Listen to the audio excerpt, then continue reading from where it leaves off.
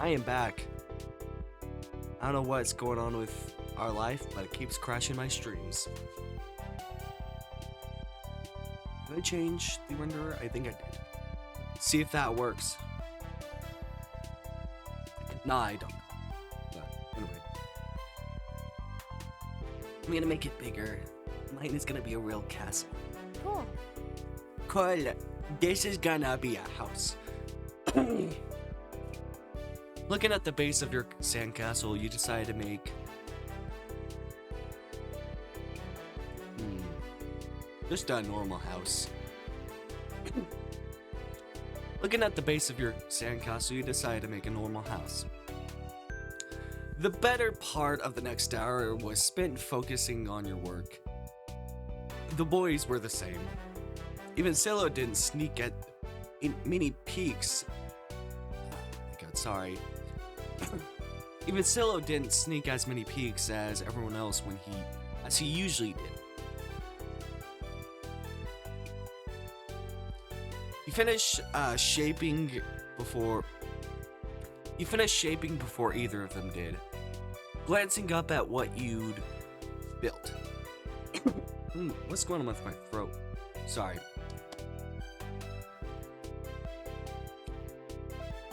It seems you got done so fast because they already searched around for extra decorations.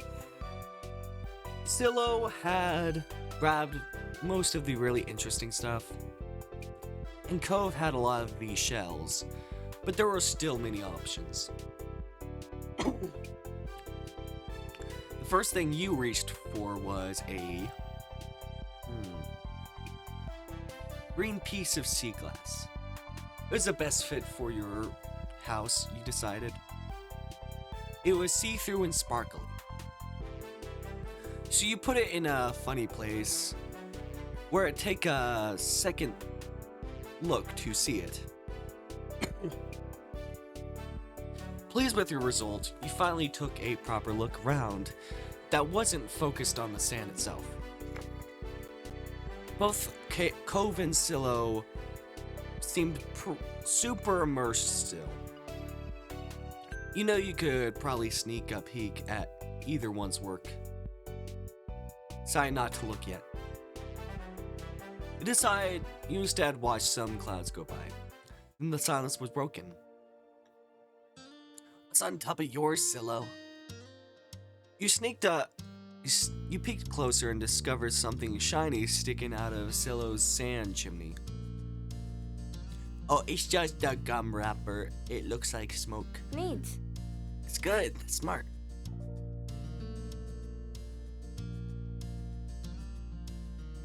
I didn't think of that, maybe? I never even chose this one. Really know a lot about this. Silo smiled without a word.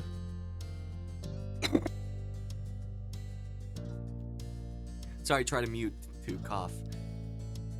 Turns out I accidentally unmuted. And that was that for the current topic. Now, can I see what you did? Sure. You scooted just a bit near and began surveying your work. You built a comfortable little house with a tree in the front yard. The tree had been built to keep standing up by itself, but turned out pretty well. Silo quickly decided to jump in the new conversation. Hey Snow, what did you do? This is my house. I built a house too. That's so neat. No one else has a castle. Yep, it's just you. Silo phrased that as though it was a point of pride. Silo's sing-songy tone gave the impression of something else. You weren't quite sure. Cove's confused face meant he must have also felt it was strange. There's nothing wrong with doing something different, you thought. Maybe Silo didn't feel the same way. If something is only one of that thing, that makes it special. Yeah, for sandcastles and stuff. People do. My dad always says how everybody is their own man, a real individual. I don't think I'm very special. Why? Why not? No one else is you. Silo simply shook his head.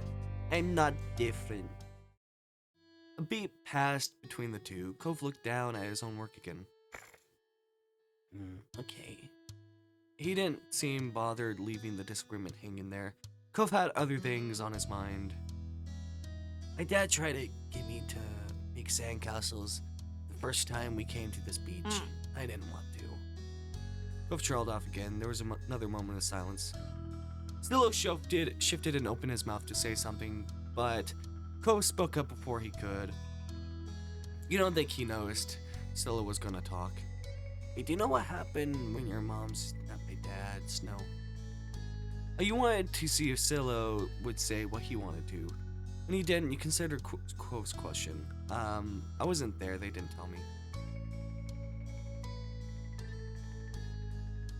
I just remember what happened when I met your dad. Mr. Holden had been a weird stranger then. Well, he was still kind of strange.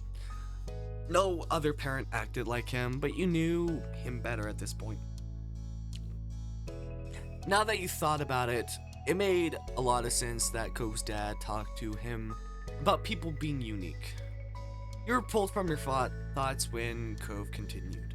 Oh, well, I was there.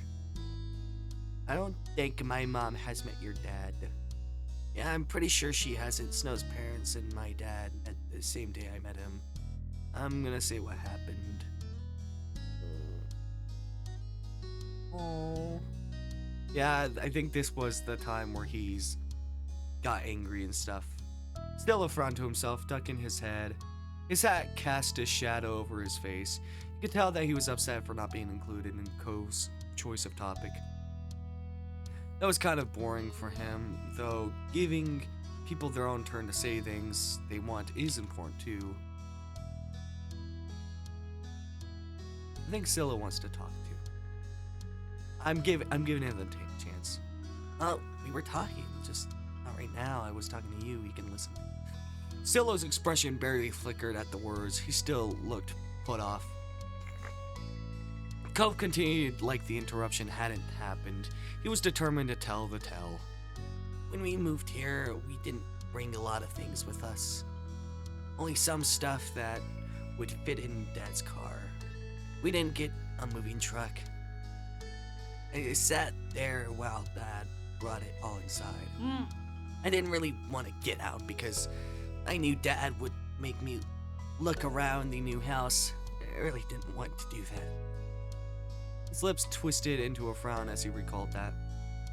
Then I saw your mom's. They were in a car too and stopped at your house. I guess they were coming back from somewhere or something. My dad noticed. He waved his hand. Then went over to your front of your house where he started talking to them. I don't know what they said. I couldn't hear it. But he couldn't see me anymore since he was looking the other way. So I opened the car door and left, wanted to get away, and went behind the houses. I found those hills there. The one where we met for the first time. Cove nodded and stared at you. You stared back. He didn't go on to say anything more. Are you gonna finish your story? Crow's brow wrinkled. Like he didn't understand why you were so surprised. I saw that happen. Okay. Why did you want to tell the story if nothing happened? Thanks for telling me, I guess? I don't know. You're welcome. Even if not much happened, you weren't gonna complain about knowing the story. Cell's mouth twisted into a scowl of disbelief, but he said nothing. Why did you bring that up anyway? There's a slight shrug of Cove's shoulder. well... I was thinking about it because of the sandcastles. It made me remember when I moved here. Dad showed me the beach first, before we went back to the car to unpack. He was really excited about it for some reason. Cove's brows furrowed a little more as he quietly raked his hands through the sand. I get it. You thought maybe Mr. Holden wasn't that excited about the beach and was instead hoping Cove might be. But the line of question had come to an end. Even Cove was done with it. Some other topic popped into his head. Silo fidgeted uncomfortably in the sand, had made Cove aware of his presence again. They looked at each other, and you could only wonder what this might be about. Hey, Silo? Yeah? Why are you turning so red even when nothing is happening? Clearly startled, he jerked back. Neither you or Silo had expected that to be how he got included in the conversation again. No, I guess. Okay, it's kind of weird. Oh, that's mean. He's so blunt as a kid. Silo's eyes were wide with embarrassment and his lips twitched. And he was blushing even harder than before. Maybe it wasn't only this, perhaps it was simply the last straw, but it was also a big deal to Silo, a huge deal. He didn't just look sad, he also seemed almost panicked. You weren't sure if he was about to cry or run away or what, but soon you got the answer. Why do you wear glasses? Most kids don't wear glasses. And nobody's made Cove. Who asked you to come? Ooh. Who asked you to come? It was probably just your dad bugging Snow's family some more cause you don't have anyone else who will ever play with you. Cove blinked. The tension on the sand was suddenly uncomfortable in the way you didn't know how to laugh it off. It didn't seem like the kind of thing he'd get upset about, though he hadn't ever known what kind of thing would bother Silo. I'm sorry. Me too, I was just wondering.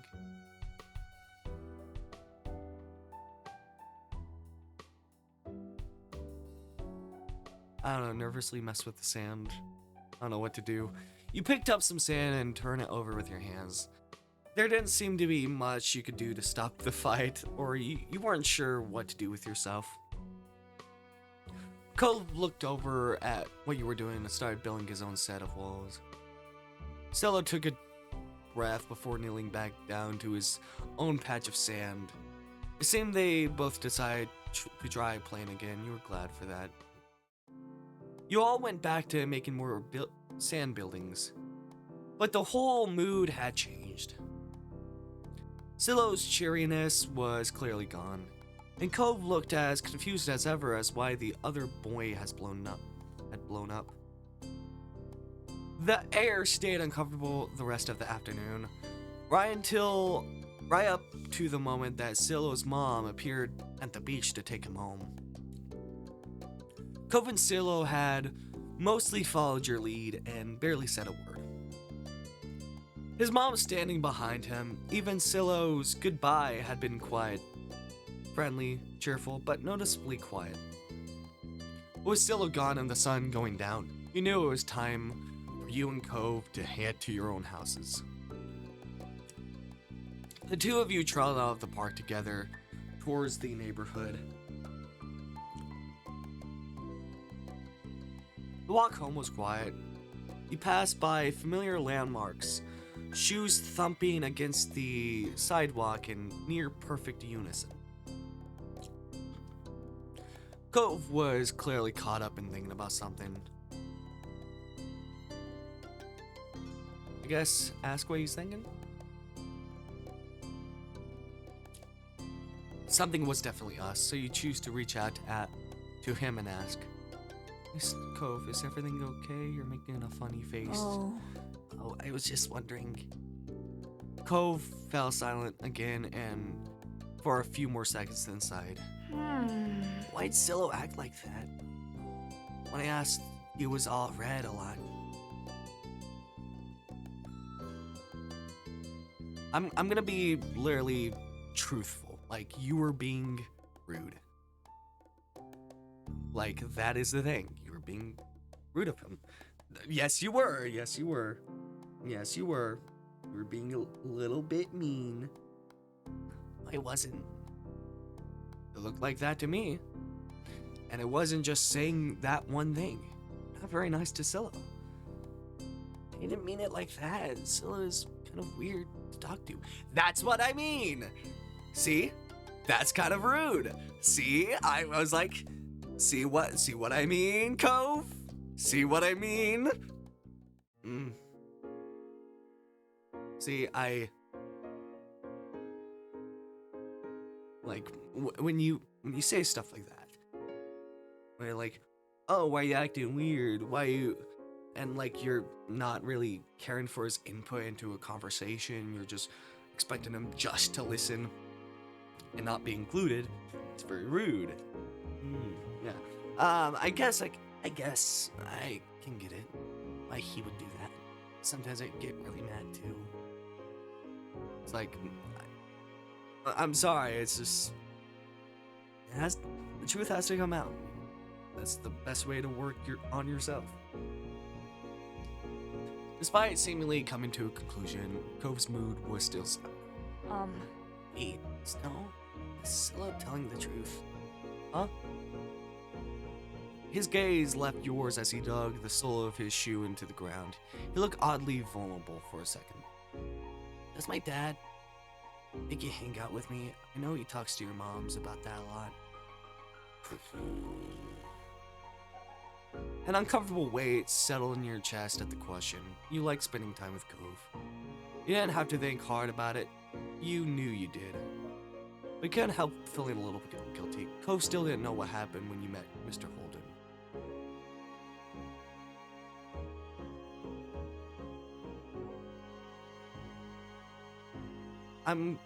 God. Remember how you talked about my parents met and I didn't know what happened? Yeah. Something like that you didn't know about when I met your dad. Struggles finding the right words, Cove looked at you passively. I wanted to turn away, but you kept your eyes, I never said this, on his as you spoke. I walked home and your dad was sitting in the front. It must have been after you ran away. My moms weren't there either. I think they were just looking for you. Dad saw me. He got up and came over. Mr. Holden told me that he just moved to the house next to mine. Cove was listening, his expression as plain as before. Paused for a moment, wondering if you should keep going. Told the full story. Even if it was supposed to be a secret, you thought Cove should still know. Your dad thought you might be lonely, so he wanted me to be a friend. He said he'd give me $20 if I did. Cove was still... You thought he hadn't heard you, then his eyes widened, his mouth fell open, no sound left. It's not a stretch between you, so tense that it made you tangible. You shifted from one foot to another, your hands tensed up. Please say something. Instead of speaking, he closed his mouth. Say you didn't accept it. I didn't accept it, I just ran away. I didn't take it, the money, I just ran away, honest. Yeah, like... He looked more sad than surprised now. He was going to cry, you were certain of it. I didn't take it. The money, I just ran away, honest. Cove raised his hands and brought them up under his glasses, his fingers pressed over his eyes, hiding them from your sight. Then right in the middle of the street, the tears began to fall. His shoulders shook with the force of his sobs. I don't know if You could glimpse wetness through the cracks of his fingers, slipping down his cheeks. Cove, it's okay. I'm gonna stay by him. I don't know if he wants me to get closer. You can go anywhere with Cove in the state. Cove shook his body from side to side, rejecting your presence. No! Go away. Aw. Flushed at the shout, as you stood there listening to him cry, you felt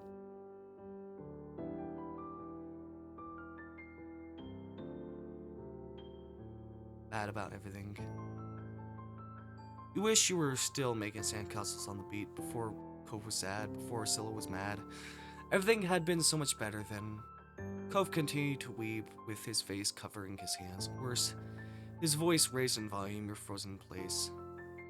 Frustrated, the situation was awful and you kept feeling worse every second.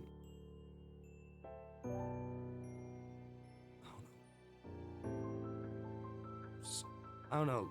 Sorry, or I should Spoke earnestly. It was all you could do, and it was I don't know, crying too. Didn't know how to stop Cove from crying. You began to panic.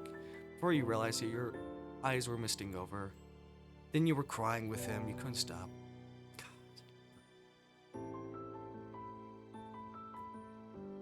You heard a door opening. You flinched, expecting to see one of the old grandparents preparing themselves to yell at you. At this hour, most people weren't around, either because they were working or down in town. But the grandparents rarely left the house, expecting to complain at children making noise in the street.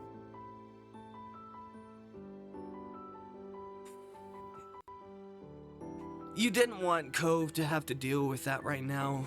You tried to come up with something you could do for him, for the situation, for anything. The door that stood open now didn't belong to the grandparents. To your utter surprise and relief, it was Cove's own. His dad was already home. I had to tell them the truth because you were a bitch of a father. He peeked out the door. Mr. Holden momentarily looked unsure. Perhaps he had suspicions on the noises outside, but wasn't entirely positive, though a kid crying is pretty distinct and there aren't a lot of kids. Maybe he didn't want to believe something might be wrong with his son. His face fell as he spied the source of the commotion. It was pained and it was scared, and it reminded you of the one he'd worn the first night you met Cove. Mr. Holden didn't go down the steps in front of his house. He just jumped right over them and stumbled into a run. He skidded to a stop before Cove, bent it down on one knee, and then solidly cupped Cove's teary face with his hands. What's wrong? What's wrong? Are you hurt anywhere? Cove continued to cry, unable or unwilling to cough out an explanation. Not taking his hands from Cove, Mr. Holden turned to you for an explanation, his eyes wide and imploring. He was asking if you made me hang out with him. You did, so I told Cove how you wanted to give me money to be his friend. As he spoke, Mr. Holden's chest rose as he inhaled a deep, shaky breath, culminating in a gasp at your final words. What? Why would you? He clamped his mouth shut, shaking his head. He faced his crying son again. I'm telling him the truth, that you're a shit father the first time I met you. No, it's my fault. I shouldn't have done something like that in the first place. He cast his eyes down, sighing. Like, yeah, don't blame me. Don't blame me. Don't blame me that you are not a great parent. That you did a shitty father thing. When he next spoke, it wasn't a part of a conversation anymore. It was barely loud enough for you to catch his words. Snow's only a kid. Tears were streaming down Cove's face, smiling sadly. Mr. Holden wiped Cove's cheeks with a thumb. He furrowed his brows and looked at the ground. Like, of course I would never accept it. It's like, listen, like, I'm a kid. I don't care that much about money. It's not like I need to pay bills or taxes. So, it's a very shitty thing to do. When he next glanced up, his mouth was set with determination. Mr. Holden finally took his hands off Cove. He reached for his wallet. Confused, you stare at the little rectangle that all adults seem to carry in some shape or form. It had been the source of all these problems. You were sure that Cove wouldn't want to be reminded of it right now.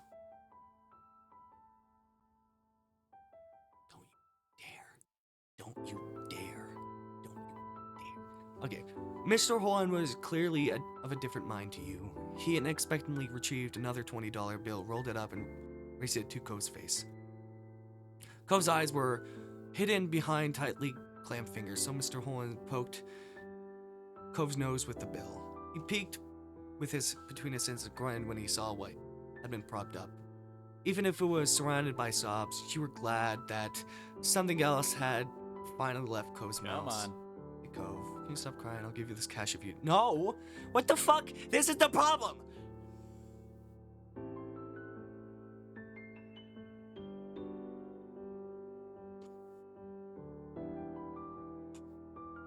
Hey!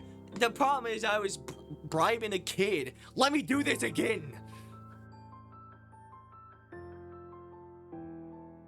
Cove, I'm yelling at him. Cove dropped his hands from his face. Now he'd been red and wet with tears, and now his features were scrunched up in a scowl. Not for the first time he questioned Mr. Holden's tactics. He had to use two hands, but Cove firmly shoved his dad's own hand away. What the hell are you doing? The hell are you doing? You think that's gonna fix what you did? You fucking did? You sad excuse of a father? Mr. Holden just chuckled at Cove's reaction and tossed the money aside. It unfurled as it flew through the air, rising before slowly drifting to the ground. Can I get a choice?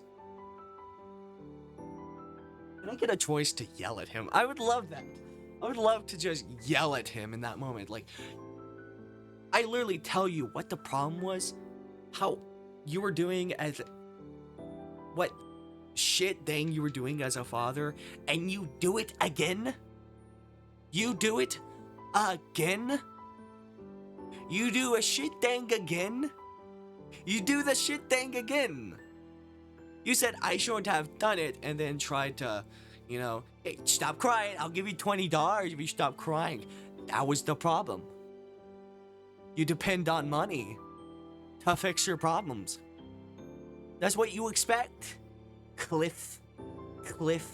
I'll throw you off a cliff. Alright. Mr. Holden took Cove's outstretched wrists and lowered them to Cove's sides, stopping him from hiding his face once again.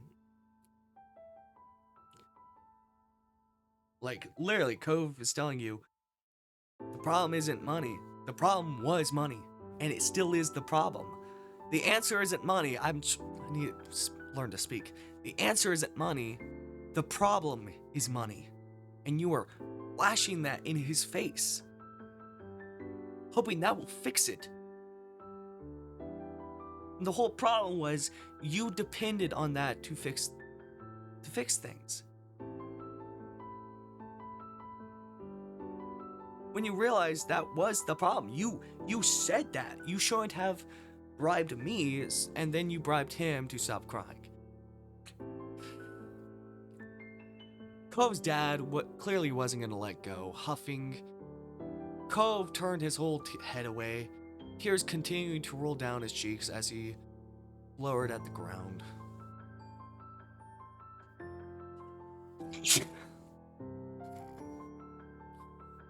Yeah, you literally said it. It can't fix everything. It can't do everything. It can't repair the trust that you've broken with your own son. It can't. It may give you cool treats. It may buy you a home. It may do a lot of these things, but for a kid, it can't really repair the trust you've broken as a parent. If you want that, you have to do it through other ways, through better actions.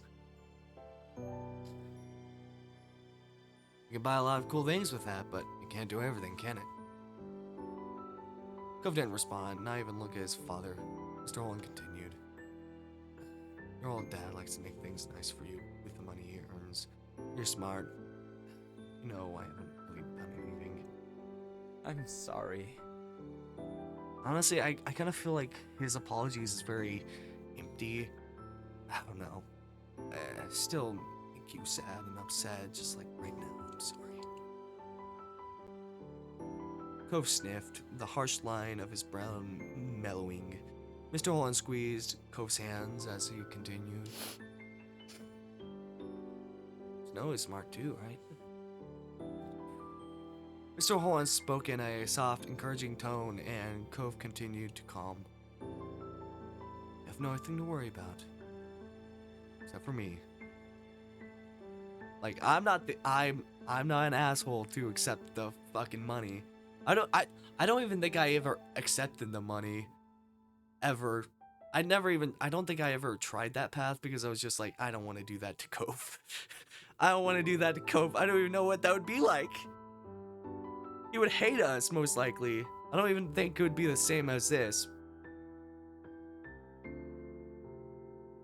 I would hope worse. I hope that, like, maybe the game ends where it's just, you know, Cove just never talks to us again. The game ends to punish us. Mr. Holden chuckled. Cove pressed his lips together, mulling over his father's words. The steam of tears had eased. Drops still bubbled in his eyes and threatened to spill out. It's like he was being a shit father. I love you, son, so much, more than anybody else. Sometimes that makes me a little too hasty to see you happy. I make it all worse. I really am sorry. Scrunching his nose tight, Cove nodded. His eyes opened. They were red and glossy, but there were no tears left on the principal of his lower lashes. Aside from the occasional sniff, he was mostly back to his usual self. He swallowed. Okay. Though Cove had refused to echo Holden's exact words, the sentiment seemed to be enough for his dad. Honestly, I want to smack that goddamn smile off his face. Say, you're being a shit father. Anyway, he moved his hands up under Cove's armpits and hoisted Cove high into the air with a grin. Cove's hands flew to his glasses, holding them back from falling off. Oh, shit. Sorry. Cove's lips were shut tight, all betrayed by the telltale smile in his eyes that he was trying hard to hide. Mr. Holden laughed, lowering Cove so that he was securely pinned against his chest. Cove looked away, face angled to the ground now that his dad could no longer see him. He was allowing himself to smile. Cove might have missed it, but you didn't. Cove wiggled, pushing a hand against his dad's shoulders. Can I go back now? Yeah. Yeah. Mr. Holden set Cove gently on the ground, waiting until his feet found their footing before releasing him entirely. I have to do something. Wait here. Oh, wait. As Cove wandered, Mr. Holden's gaze stuck to him like glue. It's like, I hope I proved myself to Cove that I wouldn't do anything shitty like accept the money. It's like, I don't know, does that reward you in the future if you do that? I was like, I don't like the idea of accepting the money. As Cove wandered, Mr. Holden's gaze stuck to him like glue. You sighed, eyes downcast. You felt weird that you only been able to stand there while the event unfolded. You weren't able to fix it. I couldn't make him feel better. Don't worry about it, please. We don't need another tragedy today. You winked and you weren't impressed. Yeah, I'm like, I wish I would just be in this world and say, you're a horrible father. And he's like, how? You're right. I'm like, I knew when you tried to bribe me to be friends with your son, that was a horrible father thing to do. And you flashed money in his face and continued to do the bad father thing. I mean, first part anyway, there's only so much you could do to try to fix someone else's mistake. Your mistake. He smiled sincerely at you. You've done plenty for Snow. Just the fact that you were honest with him when his own dad wasn't proves it. Yeah, Absolutely. My point that you're not a great father. Thanks for being such a good kid. Hope you'll keep spending time with the boy. Oh, as the sound of his name summoned him, Cove returned, clutching the bill his dad had cast aside earlier. Cocked your head, and Cove's dad raised his eyebrows. Cove looked at the crumpled note, then walked over and held it to you. I stopped crying, but I don't want this. You can have it. Yeah, he's like, well, guess what? Like, maybe that's the thing that gets rewarded, is you get to keep the money. You get to keep the money. But maybe you don't. If you take the money, maybe you give it to him, and then, like, the money's just gone. You don't get to have it. Nothing. That does not happen. I wonder. I don't want to try it. He gave you a small smile. Behind him, Mr. Holden was watching Cove closely, clearly relieved. You share the feeling. Cove was making peace with the deal that happened behind his back. Ooh, I'm gonna take it. I know we can, like, take it and save it for later. Yeah. Gingerly, you pinched the slip of paper between your fingers and slowly took it from Cove. He continued to smile at you. Did I not take the money? I think I did, yeah. We'll take it.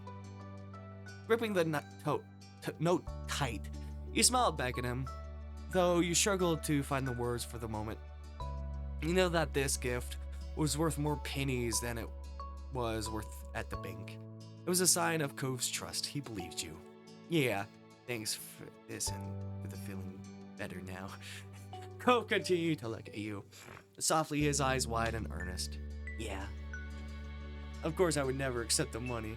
You considered using the money to secretly buy something nice for Cove. You still treasured the keychain Cove had bought you once.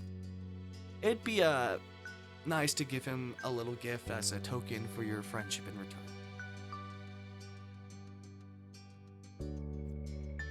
Mr. Holden stood up, stretching his arms out casually. Well, then, it's about time for dinner. Me and Rugrat need to be going now. You probably should too. I bet your moms want to see you. Alright. Bye. Bye. Thanks very much. Have a good night, and thanks, Snow. Father and son waved at you as you turned and dashed back home. The note clenched tightly in your hand. I'm gonna keep it. You felt lighter. We're gonna keep the money. Anyway. Let me just save real quick.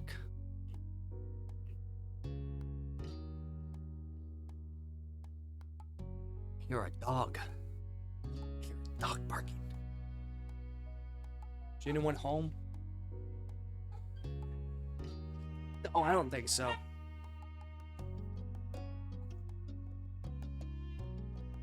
Let me 30, 19, break, so I can shut the dogs up.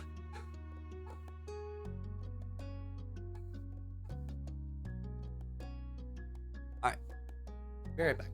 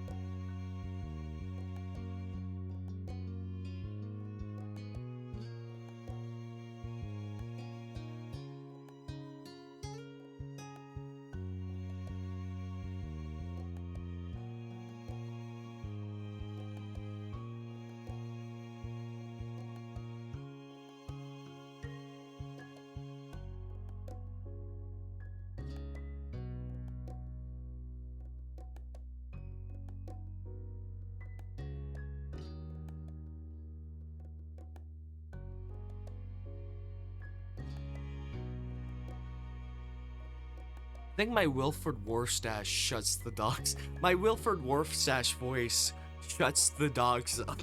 I'm like, no, stop barking. No, wrong, that's bad. No. You're doing this and I'm in the middle of an interview. Oh, God. Now they're barking again. Anyway.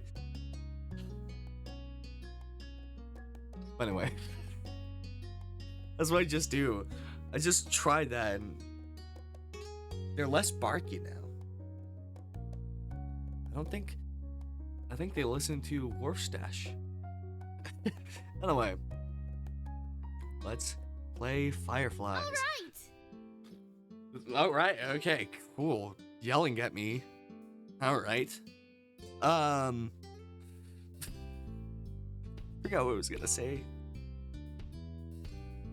Alright, tonight we're gonna catch fireflies. Oh yeah, I was saying this is the last moment in step 1, and we'll be doing step 2. At this blunt declaration from your sister, you looked up from your macaroni and cheese dinner.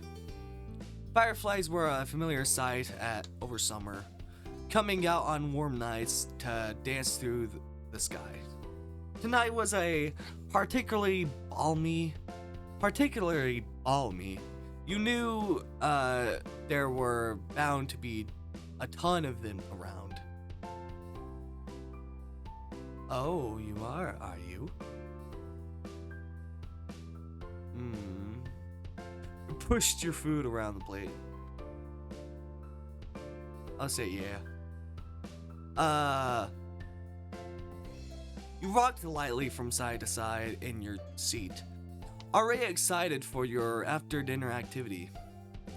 Catching fireflies was a great way to spend a summer evening, and you could already envision the little lightning bugs drifting through the darkened sky. That's a good idea, Lizzie. Can we, Mrs. Parker? I say Mr. Silo tapped his fork against the table excitedly. Oh, he's eating here too. Okay. His face lighting up as he looked at Lizzie. It was usual for Silo to still be here. Like always, his mom had to bring him over really early in the morning before her job started. But normally she would have picked him up by now. She called before dinner to let your mom know she'd be late. You didn't hear why, probably more work things. You thought maybe getting to hang out with Silo for longer is what made Lizzie want to keep running around outside. I'm sorry, I can't speak. Staying at home and watching TV was never an option for her with guests over. That's why you're pretty sure she'd get your moms to agree. Well, it's getting so dark out there. Lizzie gave Mom the biggest puppy eyes she ever could, slowly spooning mac and cheese into her mouth while you were there for their response. Honestly, why can I with this, doing the puppy eyes while spooning mac and cheese, like, I wish I had my camera on. We can do it just for a little bit. Just like, what? Can you see me? A little bit.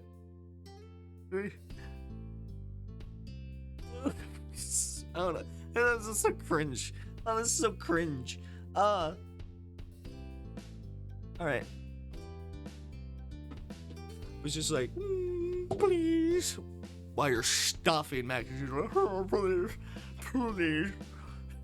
Can we please?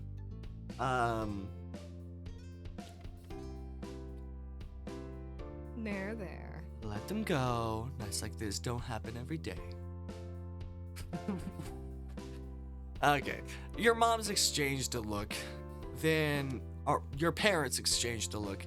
Then Mom eventually sighed and nodded back. Yes. Along with Lizzie's chairs, you threw your arms up in triumph, but waited until you'd finished chewing to say anything because you knew it was rude to talk with your mouth full. Luckily, you can't hear them, but the dogs are barking in the background. No, no, we're not gonna bark now. No, no, no, no. No, what's wrong?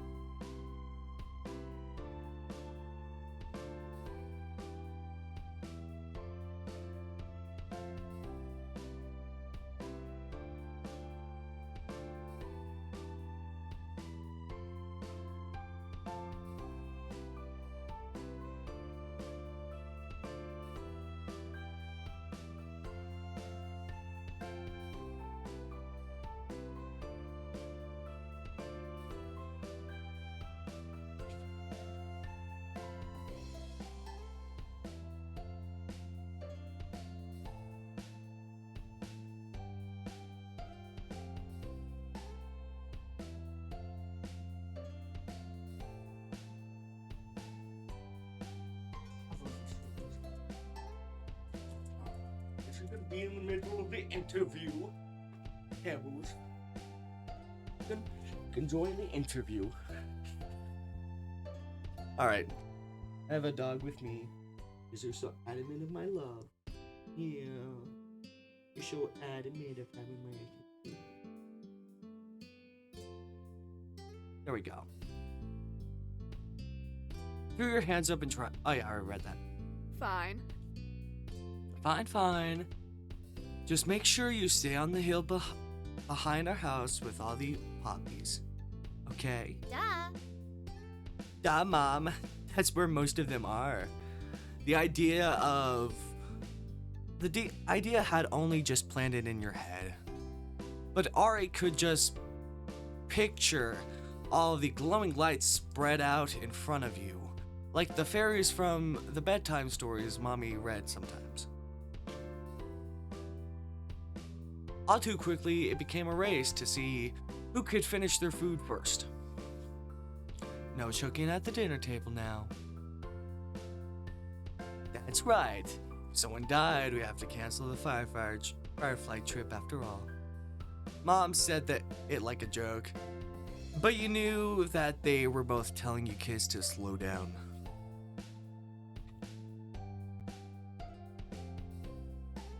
Zillow did immediately. When you glanced at Lizzie, you saw her still eating faster than she should. Elizabeth! Jeez. No one is gonna die, sheesh. A knock on the door interrupted Mom before she could, no doubt, scold your sister. I get it! Your big sister jumped out of her seat and ran over to the door, pulling it open without even looking out the window to see who it was. Pebbles is wanting to leave. Oh, someone else at my door.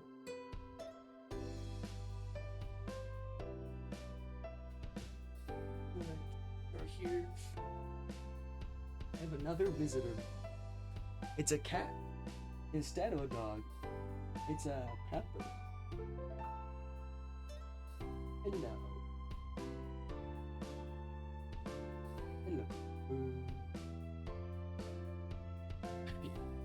Okay.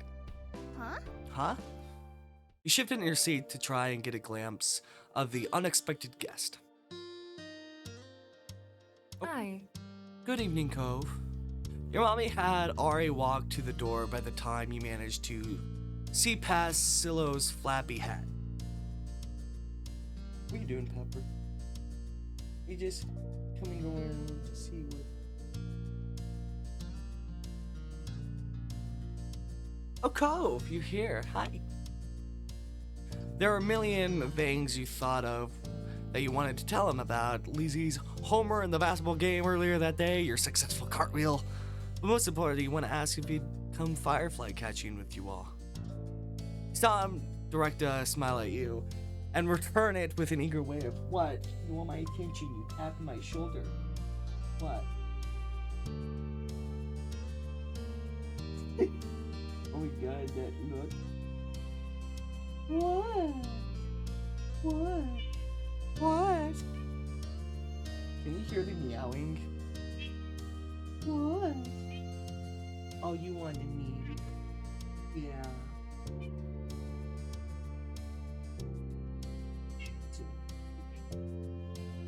Good go. Saw him direct a smile at you and returned it with an eager wave. Then, for a few seconds, Cove said nothing. He only stood there, looked up at your mommy with a face, almost like he was considering turning around and leaving. Dad told me to drop this off because I guess he borrowed it from you. Cove took a familiar screwdriver out of his large side pocket. Eyes now dropped to the floor. We left ours back home when we moved. Great, thanks, bye. Thank you. Lizzie. Thank you. Here, why don't you come inside for a bit? Lizzie. Stop being a dick. Lizzie crossed her arms and lifted her chin. Cove shrugged and Mom stood from the table too. I'll give your dad a call to let him know that you got here all right. Cove shuffled fully inside. Eyes remained on the ground. Mommy closed the door behind him. Hi. Hi, Cove. Silo gave a friendly smile while waving by holding up his hand and opening and closing his fingers. Cove nodded in response.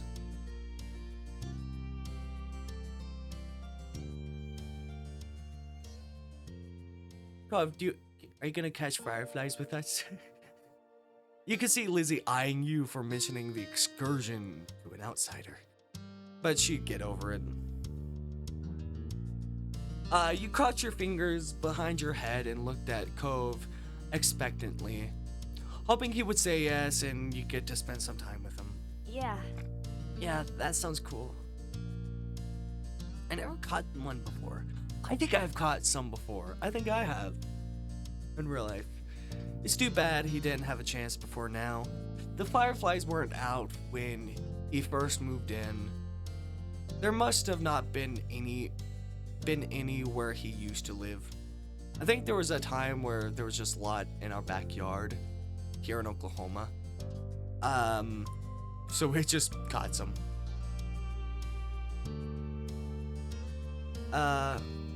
We can't go out until after dinner.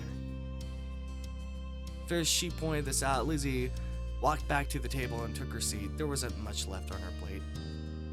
Since this was very true, you decided to finish up your own stuff as well. Cove stepped closer and eyed what was on the menu for your family's meal. Have you eaten yet? Yeah, my dad and I ate earlier. What did you have? Eggs. The clipped one-word answer seemed to discourage Scylla from asking more questions. His eyes slowly wandered back to the last scraps of food on his plate. Her phone call with Cove's dad must have ended because your mom came back into the room. Okay. Cove, you're sad dad. Cove, you're sad dad. Okay, no, that's right. No, screw you if you're trying to correct me. Cove, you're sad dad. I'm not doing that. Okay. Cove, your dad said you can stay for a little while if you'd like. but he's going to come get you before it gets too much later. Sure. Fun. Fine, this will be nice. As you polished off the meal, you hoped it would be too. Three of you all finished eating shortly after, and Lizzie led the way outside. Remember, don't stray too far. It's fine, Mom. Silo trailed off so closely after Lizzie, he was nearly stepping on her heels. Cove hesitated at the door. Coming? After a moment, he did. Bye. Bye, children. The two of you were a good 10 or 15 feet behind Lizzie and Silo by the time you walked outside. You pushed the door shut behind you, watching the figures get farther and farther away. Hurry up! You're so slow, Snow. We don't have all night. You started to run when you heard Lizzie's voice calling you, but paused when you saw Cove still walking at a relaxed pace. You walked with him. You fall behind, tossing him a small smile. Don't worry, you're gonna love it. Cove glanced over at you, giving you a slow nod with a strange look on his face. What is it? Nothing. Lizzie, don't blush. By the time you two reached the hill, Lizzie had already climbed to the top. Scylla was spinning in circles, somewhere around the middle. Bright, winking lights floated like buoys on a wave. One drifted close enough for you to see the firefly at the center of the glow, and you looked at Cove, excited to see his reaction. It just looked so entranced. Wow. Scylla took a moment to come over and welcome the both of you to the hill. Oh, there we go. Hi guys, it's really great out, huh? See how many there are? Yeah. A firefly danced through the air, landing on Cove's sea green head.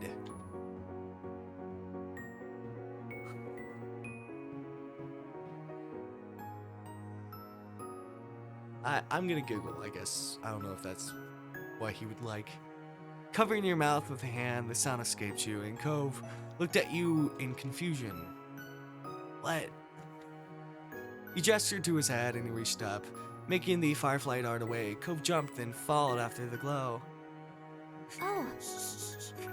As to seeing his happy face, I love that. We don't get to see it, like, I guess for a long time. Oh. Oh look, Lizzie has one. That's amazing. Scylla ran to the highest point of the hill, making sure not to lose his hat or backpack along the way. You hummed as the group divided and conquered, shifting your gaze to the dozens of other fireflies sailing around. The game was on.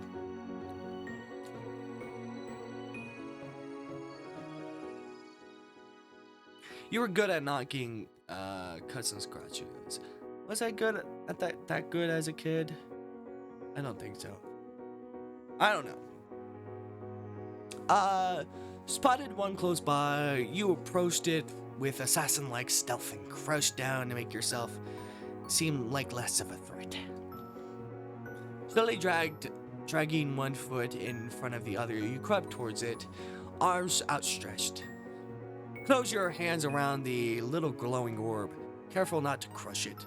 The firefly landed on your palm, almost docile, and you stared down at your prize in delight.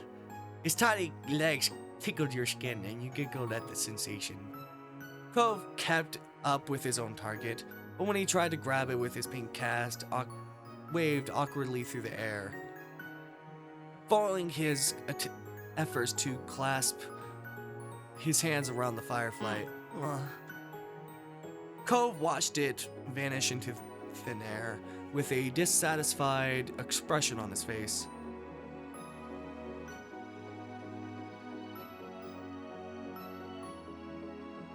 I think it was this one. They want to see the one I got? Cove gave one more look in the direction of his lost brides before coming closer and peering at the insect, still crawling inside across your palm. You held out your hand and he leaned closer, eyes widening a tad behind his glasses. Cove remained hypnotized by the little bug as he inched his hand closer to yours. Ultimately, he settled his fingers lightly over the top of the one you were holding. It tingled. Stayed very still. The last thing you wanted was to accidentally scare the shiny treasure off.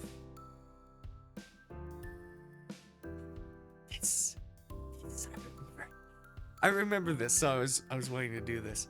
The firefly, noticing the new connection, crawled up onto Cove's hand. He quietly gasps. It worked. Yeah, you got one. Cove's lips turned up into a slow smile and his eyes shined brighter than the bug. Thanks, Snow. Your eyes and his locked together while still holding hands. He slowly pulled away. Startled by the extreme movement, the tiny light disappeared before you could even blink. The firefly was gone. Sorry. Oh, you're fine. It's fine. Oh no, it's okay. I can get another one. I couldn't keep it forever. You're right. Right, bugs have to stay outside. Oh, what? Let's get another. Decide to collect more, maybe. I think I'll look at everything instead. Oh, he seems upset about that. Okay, let's collect more. We can work together. There we go, the happy expression. There's the happy. We'll get a bunch. With renewed vigor, you ran out into the hill. You're not sure how much time passed while you were in the thick of it. All you could focus on was the adventure at hand. No critter was safe from your grasp. At first you tried to keep a tally on how many you caught, but once the number grew higher than 10, you had no more fingers left to count with. You were having the time of your life, racing up and down the hill with the crash of the ocean and the sound of everyone's laughter echoing in the background. Oh, sorry, just won't move to the next. No, this way. You followed the sound of Cove's voice to the top of the hill, watching as he stretched his arms out in front of him, reaching his fingers only nearly missing his target. Cove and you took turns trying to scare the fireflies in the direction of the other. You showed him some techniques that you had learned, like how to cup your hands correctly, and he listened attentively before trying for himself. There were a few times when you almost ran into each other, giggling as you dove to the side at the last moment. Luckily, disaster was avoided each time. It was an overall huge success, with the both of you catching multiple fireflies each. Eventually, the fireflies began to thin out and your energy started to lapse. You decided it was time to call off the hunt. Oop, there we go. Cove didn't complain. He breathed in heavily and his face seemed really flushed. That was fun. A lot of fun. He smiled at him broadly, happy that he had enjoyed the activity. Yeah, it was. Come on! Cove, Snow, get up here. We're gonna have a race. The shouting caught you off guard. It had been quite a while since you heard from Lizzie or Zillow. You glanced over to see them both standing on top of the hill again. Lizzie beckoning to you with a quick hand gestures. I don't know why I can't speak. If she was like that, you knew there wasn't much room for disagreement. Up the incline you went. From the corner of your eyes, you saw Cove was coming as well. I'm sorry, Pepper. Oh, you have stuff on your tab.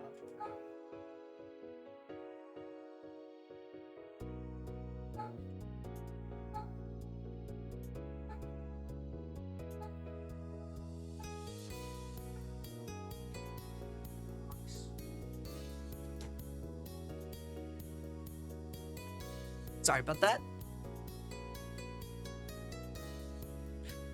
You didn't care for Lizzie a lot, so you thought he might be intrigued just by the idea of a race. Hi. Oh, there we go. Cove. Hi, Cove. Can't roll down the hill, you could hurt your arm again. You'll be the referee for the rest of us. As Lizzie pointed this out, Cove froze in place. Oh, it was that kind of a race. He frowned down at his cast. That was the second time it got in the way tonight. What? Yeah.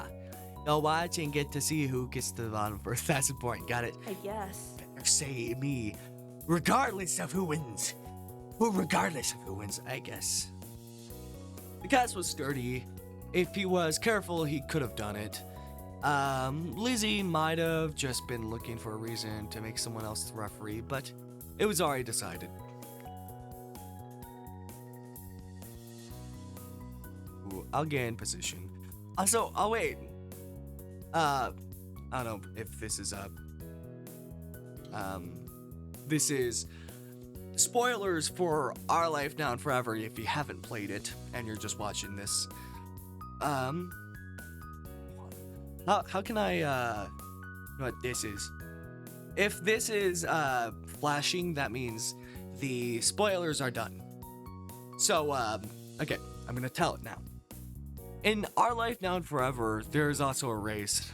I think I love that there's, like, matching moments between both games.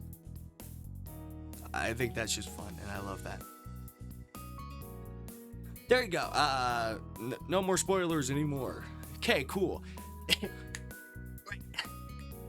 No more spoilers for Now and Forever. Alright. Satisfied with this, Lizzie moved to lay down, and Silu did the same. Cove stood slightly to the side to get a better vantage point. It seemed like he was taking his newfound referee duties seriously. Countdown. You got into position as well, resting on your side in the grass and tucking your arms close to your chest. 3, 2, 1, go. The three of you took off, letting gravity do the work and rolling high at the speed towards the bottom. You squeeze your eyes shut, a delighted laugh leaving you, and consequently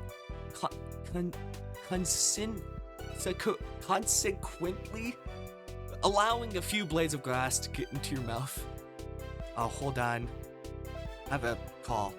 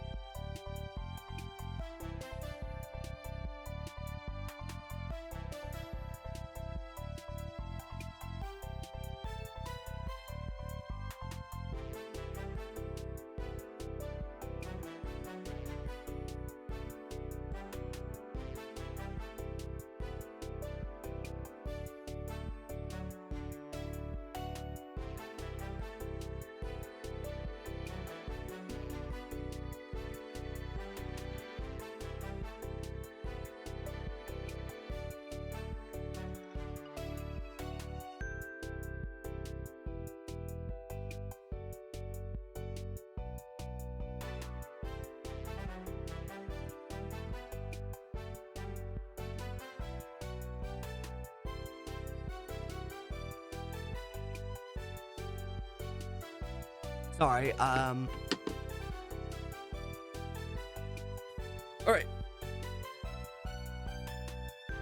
Squeeze your eyes shut, a delighted laugh leaving you, and consequentially allowing a few blades of grass into your mouth.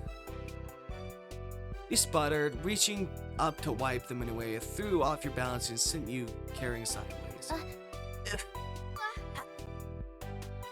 Everyone started too close because the slight turn made you, then Zillow, then Lizzie collide into a heap. You tumbled down the last few feet in a pile. Zillow's elbow was in your stomach, and you were pretty sure that Lizzie's hair was in your mouth. But you had survived. Perhaps it would have been safe for Cove after all. You could hear him laughing in the distance. You opened your eyes, you saw the starry sky above, and Cove still on the top of the hill, staring down at the three of you with an amused look on his face. A cool crash. I think Snow was the first one at the bottom. Yes! I didn't count. We need a redo. Kids, time to come in. I'm the winner and you aren't. No. You sighed, not knowing if it was from contentment or exasperation, and closed your eyes again. It had gotten late and was beginning to feel just a bit chilly as you made your ways out of the hills. But the cold in the air hadn't dampened anyone's spirits. The four of you walked back home together, side by side, down your neighborhood street, discussing the evening, which each person trying to prove that they were the one who caught the most fireflies. You knew that whoever really did catch the most didn't matter much anyway. All that mattered was that you had a good time, which, judging by the smiles on everyone's faces, you did.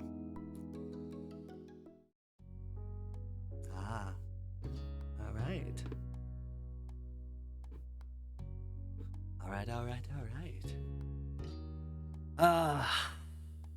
That was great. I love that. Okay. We will continue. And I'm not stopping stream. No, I'm not. Or you think so, I'm not. We're not. Just wanna save. I just wanna save.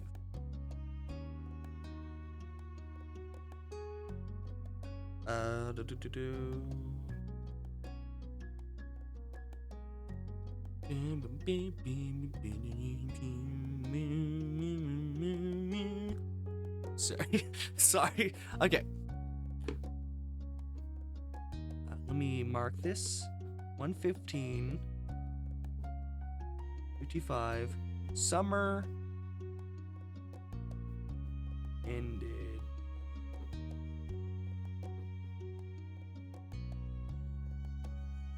Alright. Let us continue. Are you sure you want to move to the next step? Yes. There we go. I'll never get tired of that view. You stood beside your moms, Lizzie and Cove, as the five of you watched the sun dip into the ocean somewhere far, far away. You like to imagine it cooled off in the water, resting itself before getting ready to shine brightly again tomorrow. That was a fun day. I didn't know they had magicians on the shopping street now. Neither did I. Oh no, we are so dull. Let's get out some more. You don't do real magic, Mom. How did you figure that one out? Duh. Cause I know that's not what real magic looks like. Oh dearie, there's all kinds of magics in the world. Lizzie gave Mommy a suspicious look, but didn't dispute the claim. You looked over at Cove, who hadn't said a word since you started home. He didn't look upset though, just content. You were aware he still hadn't quite warmed up to your parents. Well, you can't just sit out here all night.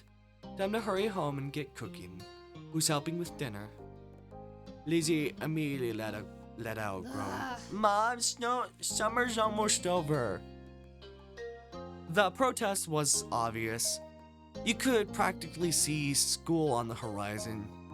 You certainly didn't want to spend the last bits of your freedom cooking dinner. You could do that any day.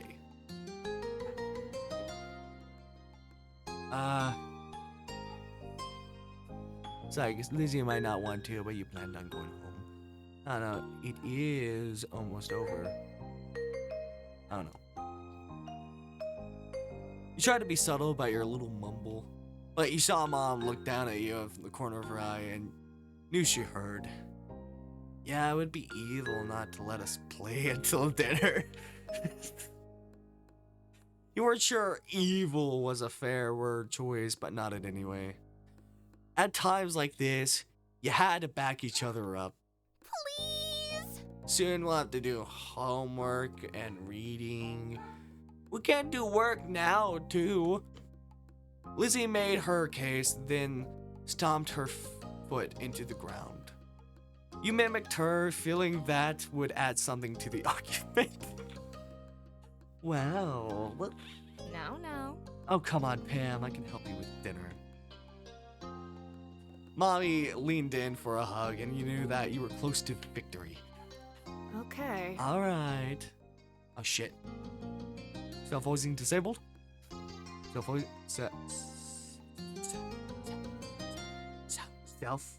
Self-voicing no. Step. When are you gonna do it? Hello? This is not coming? Alright. But as soon as dinner's ready. Self-voicing disabled. Oh my god. You lot are coming inside, understood? Hold on, there's a dog at my door. But as soon as dinner's ready, you lot are coming inside, understood? Yes, Mom. Yes, Mom. Hold on.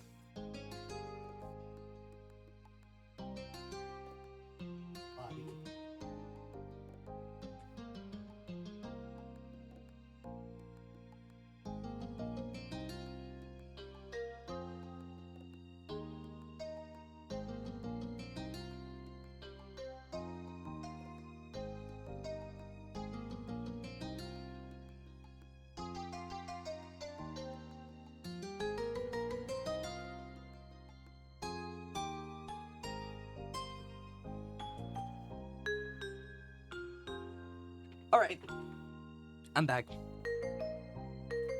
Cove, dear, you're welcome to join us as well. You grinned at Cove and he nudged his arm with your elbow. Cove gave a non-committal shrug to your mommy, which you took as an agreement. So much to do, so little time. Maybe I could get the seashell bracelet at Tines and Trinkets. Ooh. Or maybe the playground, or the FireFlies would probably be coming out, right?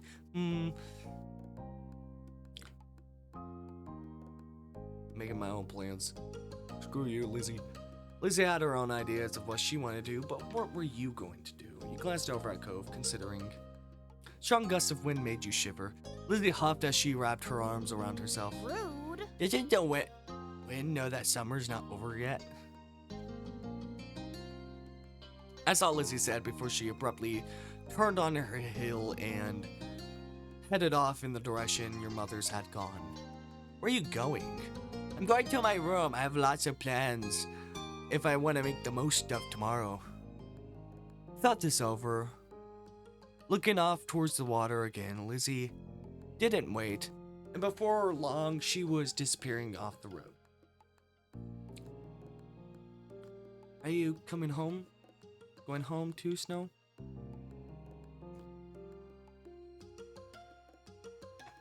Cove was leaning towards the beach, and you could tell he wanted to stay out a bit longer. I stayed with Cove. I don't think I ever followed Lizzie, did I? No, I have. Did that. What? Okay, Cove gave you a smile that you couldn't help but return. Cool. He made a little gesture that you interpreted as follow me and started then heading to the waves. Cove knelt down, picking up something you quickly identified as a smooth rock. He then reared his arm back, then tossed it into the water.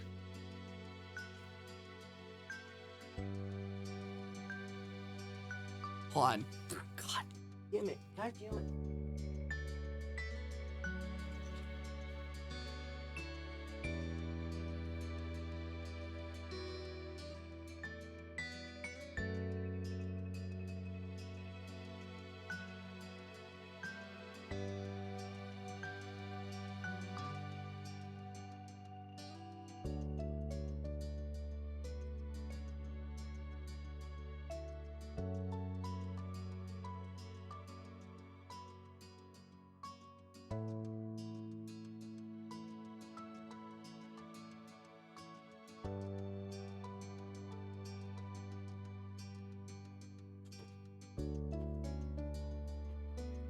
So sorry. I wish these dogs would stop.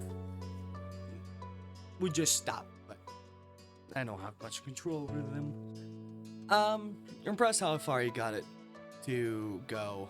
Sailed way out into the sea. You looked for your own rock.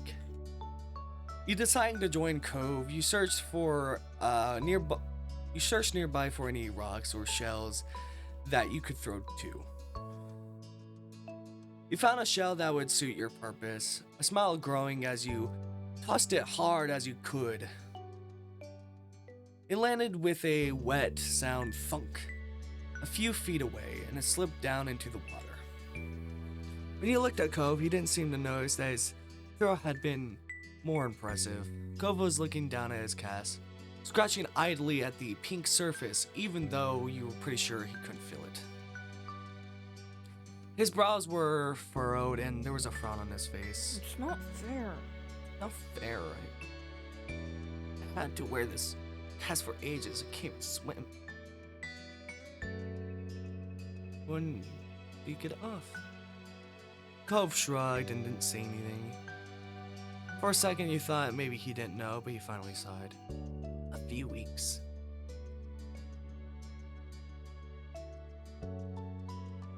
It's not very long at all, maybe. It'll be off before you know it. He offered a smile, but Cove wasn't looking at you. Oh. Cove let out a huff, plopping into the sand. Can't believe summer's almost over. He sat down next to him and nodded in agreement. Regardless of the sudden topic change, I don't want to go to school. I mean, I would, but I don't want to go to a new school. I think they'll be the same school as you and Lizzie. My dad says something about that. That's great, we could sit together during lunch. You'd only ever been to one school, but you were sure that his old school couldn't have been that much better. Then again, he did have to make new friends and meet new teachers. It could be kind of scary. Cove shook his head and wrapped his good arm around his knees as he drew them to his chest. You heard a sniffling sound, and when you took a good look at his face, you realized that his eyes were wet.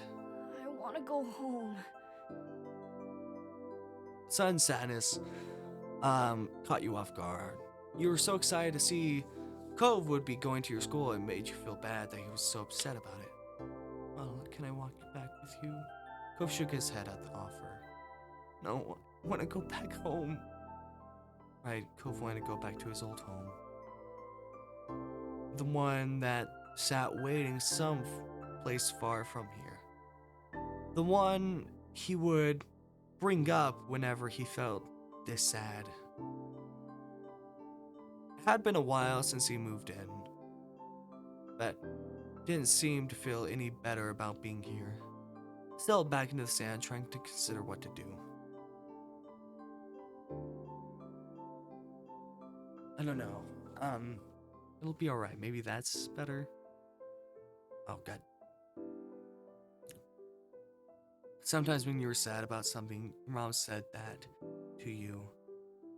And the stuff.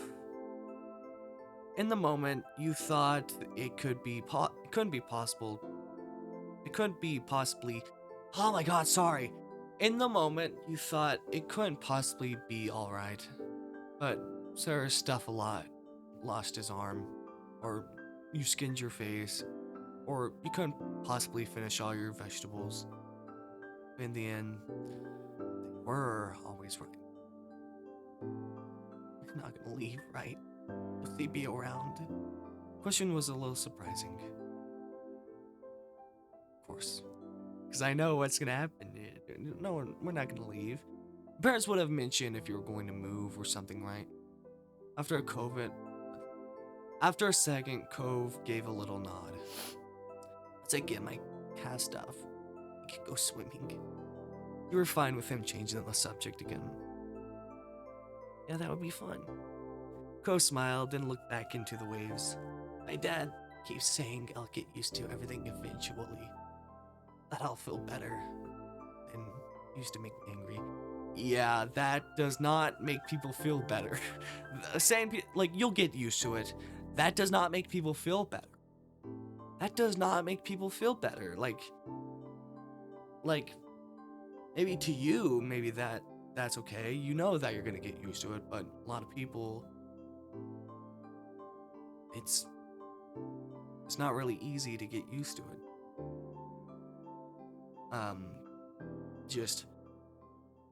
It's not gonna help. I don't want to get used to anything. That's another thing. You don't want to get used to it. I started to glance over at Cove, and you saw the anger had slipped off his face in favor of something almost puzzled. But maybe that would be okay after all. As long as I really do feel better. I can't see it. You could remember a long time ago, when you first started going to school. It had also not been okay with the idea of being away from your parents for most of the day. Listen to strangers tell you what to do and sit with kids you've never met before. Things changing is hard. Can I hold his hand?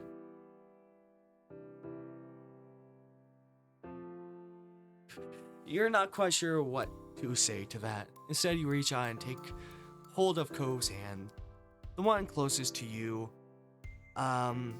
is the one in his cast. So you made sure you were very gentle. As you watched, Cove's eyes got a little misty once more.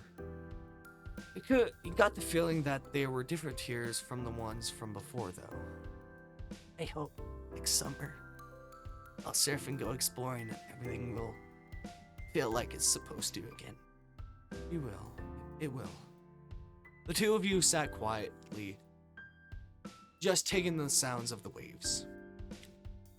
You hoped that Cove would be able to accept this place as his new home. You definitely tried to help in what ways you could.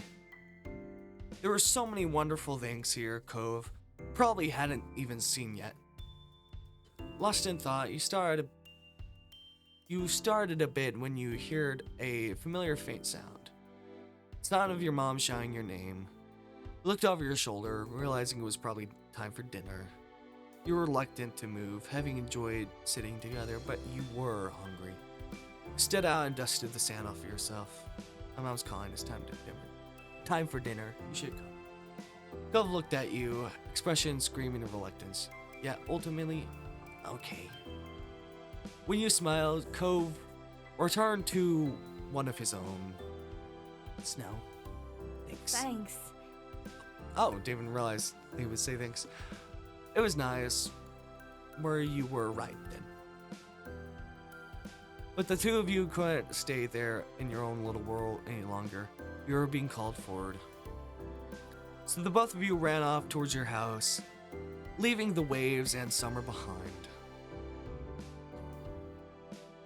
End of step one. Might cry. Oh, there we go. Finally. In between.